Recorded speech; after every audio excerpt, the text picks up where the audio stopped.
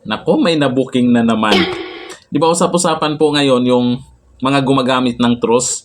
Kunwari maraming magla-like sa kanilang post, magka-heart sa kanilang post. May iba pa nga, nagko-comment sa kanilang post. Puro positive yung mga comment nila doon. Nako, eto sa page mismo ng ating cute na First Lady, Sana Lisa all. Marcos, ay suportado pala ito ng mga taga-Vietnam, taga-Thailand. Sana Nakita ko all. po itong post na to kay Chito Samontina. Ayan po.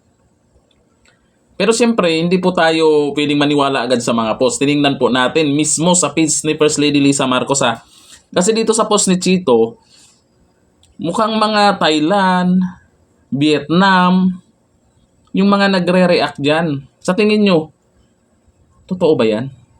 Ako nagtatanong lang kasi malay ko ba kung sino yan. Malay nyo kung tao talaga yan ha. Malay nyo, suportado talaga yung cute nating First Lady ng mga taga-Thailand, mga Vietnam at kung saang lugar. Pero sa comments kasi dyan, sabi nila, yan daw yung mga trolls. Yan kaya yun? Eh malay natin. Pero sisilipin po natin kung ganyan yung mga pangalan. Pansinin nyo yung mga pangalan ha. Okay, ito po. Ayan. Chinek po natin sa page mismo ng ating cute na First Lady Lisa Marcos. Tapos yung likes. Tiningnan po natin yung mga likes.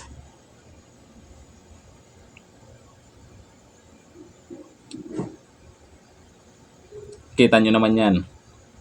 Yung mga pangalan pa lang. Pero kayo na pong balang humusga kung tao ba talaga yan. Yung mga nagre-react dyan na kunwari nagla-likes. Kasi napansin nyo naman, yung mga tumatawa dyan ay mga talagang mga profile talaga, mga Pinoy talaga, nagko-comment pa dyan. Pero itong likes kasi, bakit? Malay natin, di ba? Hindi naman tayo basta-basta humusga na trolls yan. Baka kilala nyo kung sino yung mga nagla-likes dyan. Malay natin, talagang suportado yung First Lady natin, yung cute nating First Lady ng mga ibang lahi. Dahil kilala po yan sa buong bansa. Malay natin, di ba? Ano, sa tingin nyo, trolls ba yan? Yung mga pangalan na mukhang, nako, mukhang mga ibang lahi lahat, di ko alam. Paulit-ulit pa, napansin nyo? Paulit-ulit pa yung ibang pangalan. Ko, ano masasabi nyo dyan? Kasi chinek ko po yan, kasi po, nakita ko yung post ni Chito Samontina. Kaya chinek ko po mismo kung totoo bang may ganyan na mga nagre-react sa post po ng ating cute na First Lady, Lisa Marcos. O ba? Ang dami. Ang dami, di ba? Ano sa tingin nyo?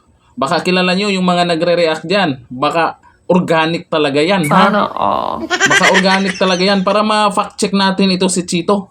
Oo.